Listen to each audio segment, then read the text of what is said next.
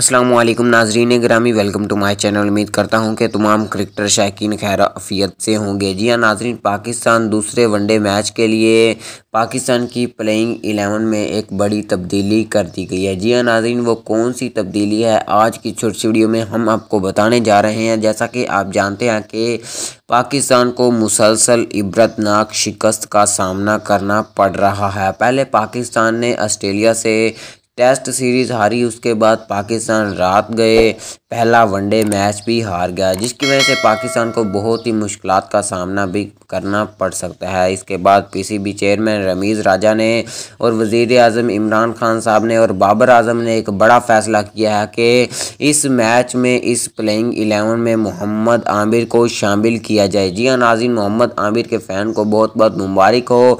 आज के दूसरे वनडे मैच में मोहम्मद आमिर खेलेंगे। मोहम्मद आमिर बॉलिंग करवाएंगे और काफ़ी अच्छी परफॉर्मेंस भी दिखाएंगे। आज का मैच इंशाल्लाह पाकिस्तान ही विन करेगा।